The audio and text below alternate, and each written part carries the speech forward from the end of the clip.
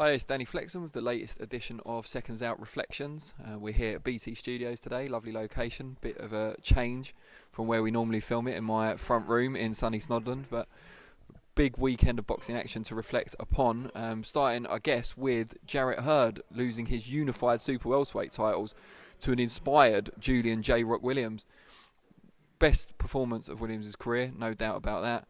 He started on the front foot, dropped Hurd at the end of the second round, and then just kept the pressure on throughout. Hurd was never able to use his greater reach and height to his advantage, and admitted afterwards that the better man won on the night. Hurd was fighting in Fairfax, Virginia, which is quite close to his home in Maryland, but if there's a rematch, and there is a rematch clause in the contract, it will probably be more likely, at least, in Williams' home city of Philadelphia, which will be an exciting rematch. It was one of the best fights of the year, real back and forth war, but hard to give Hurd more than 3 or 4 rounds. Very, very impressive performance from Williams, as I've said. It's a very interesting vision, super welterweight. A lot of the guys at the top have had defeats, even Jamie Munguia, who hasn't struggled in a recent fight against Dennis Hogan. So you kind of feel they're a crop that, while very talented, anyone could beat anyone on a given night. Also over the weekend, we saw the 2 big rematches with Miguel Berchelt and Emmanuel Navarrete, both victorious and both improving on their original results. Navarrete had originally outpointed Isaac Dogbay, this time got rid of him in the final round of a 12 in the rematch. Dogbay looked absolutely exhausted by the end, but a greater improvement came from Berchelt. He stopped Francisco Vargas late in their first fight, but this time got rid of him in 6 brutally one-sided rounds. People were talking after the fight about Berchelt, who's a very big super featherweight, potentially moving up to lightweight and being the man to finally give Vasyl Lomachenko a really hard fight. For me, I'd really like to see Berchelt fight Gervonta Davis instead. They're both super featherweights. They've both got titles.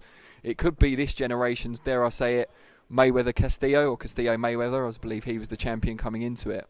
That was a really intriguing fight, especially the first one. Second one less so. Mayweather boxed a bit more smartly. But you've got the kind of brutal, pressure-fighting, intelligent aggression of Berchelt against the more flashy burst and single punches of a Gervonta Davis. I think that would be a really, really exciting fight, and they're already in the same division, so hopefully it doesn't add to the mouth-watering boxing clashes we get frustrated when they don't get made, because that's one I'd really like to see. Also, over the weekend, we had a show in Nottingham in the UK on Friday night, a Matchroom Next Gen show. Lee Wood starred in front of his hometown fans, beating Ryan Doyle, stopping him in the 10th round with a great left hook. Kind of controlled the pace and nature of the fight throughout. Really, really good win for him in his hometown. I think he can go on to bigger things, the Commonwealth featherweight champion, of course. But there was a shocker in what was the nominal Sky Sports main event, as Jordan Gill lost his unbeaten record and his WBA international featherweight title to an unheralded Mexican in Enrique Tinoco. Gill said later on that he'd suffered from food poisoning and didn't feel well at all through the day of the fight, but he'd kept that from his trainer Dave Caldwell. No reason to disbelieve him, but Tinoco really did perform above himself here as well. He was aggressive throughout, his footwork in cutting the ring off was good, and his body shots were brutal and really, really well placed every time. So he dropped Gill a number of times, and eventually it was too much. But Tinoco looked good. He could be brought back again as a test for another one of our prospects. Maybe he could fight Lee Wood. Wood and Gill, of course, are housemates, so he could try and get revenge for his friend. That would be interesting to watch. But Gill, I'm sure, will come again. He's still only 24 years old. So he could come back, and we look forward to seeing that as well.